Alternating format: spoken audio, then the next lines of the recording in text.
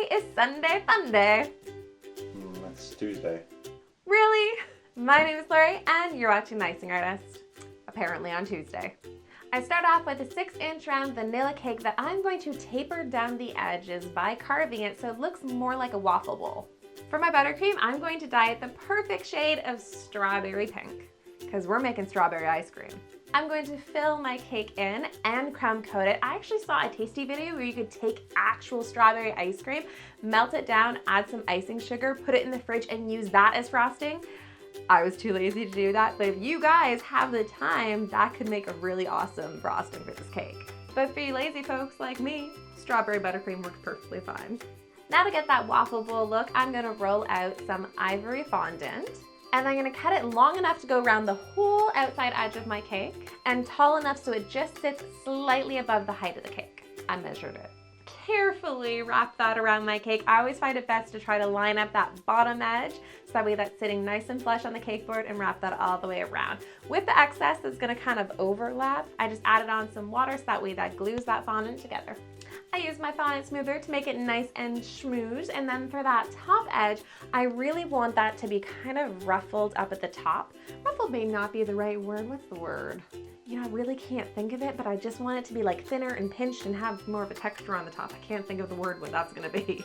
Now to get that waffle texture all over our waffle bowl, I am just going to use a ruler and press that into the edge, and that is gonna give me those really nice lines. You could measure around the bowl to make sure that these are evenly spaced, but again, who's got time for that? So we're just gonna eyeball it and go all the way around. Once I'm done that, I'm going to flip my ruler to the other side and go the other way and make like a little crisscross.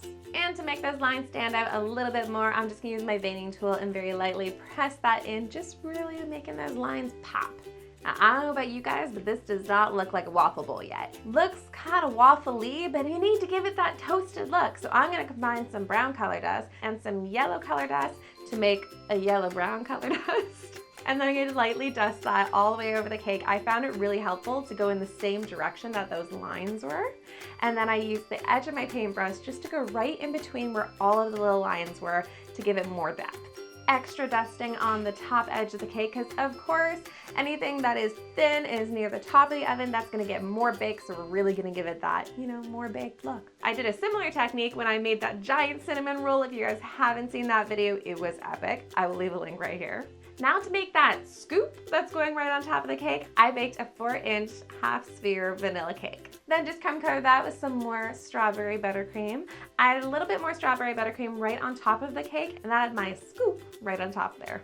I gave it a really messy icing, which was really nice. I always try to get these perfectly smooth buttercream cakes. This does not want to be perfectly smooth. It's an ice cream scoop. It has to have some texture in there. You know, again, just making my life easy. And of course, because scoops of ice cream usually have those like, ice cream scoop edges. You guys have seen them. It's like a scoop and then it has a little, you know, frilly edge around the side.